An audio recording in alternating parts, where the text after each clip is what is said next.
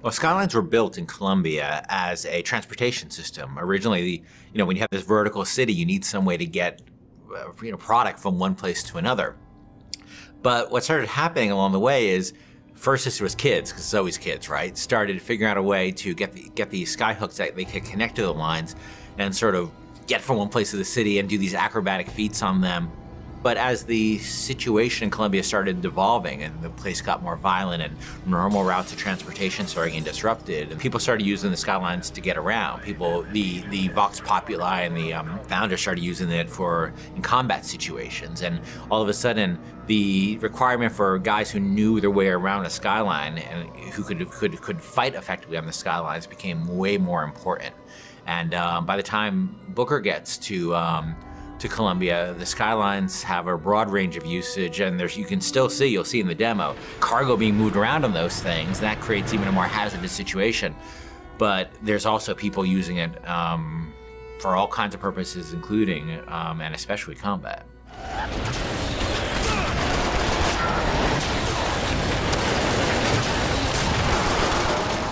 One of my big frustrations in working on BioShock 1 is we had the ocean, but it was really just a piece of art. We never really dealt with, what it was like to fight at the bottom of the ocean in any meaningful way.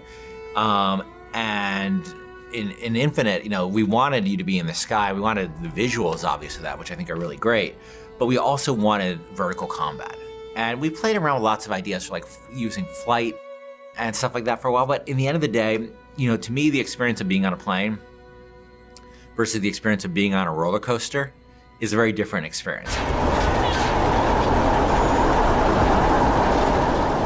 For me, it's always been about wooden roller coasters. I've never been as much a fan of the steel ones. And that sort of clackety-clack feeling of, that going up to the top of a hill and then going over, and that amazing feeling you have.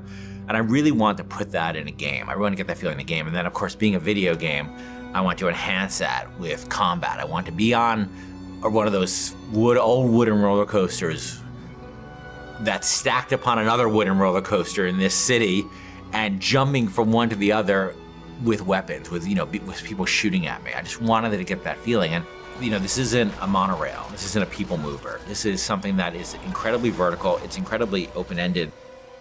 And that's what BioShock games are about. They're about giving the player a ton of tools and a ton of options and just letting them go to town. The Skyline! Follow me!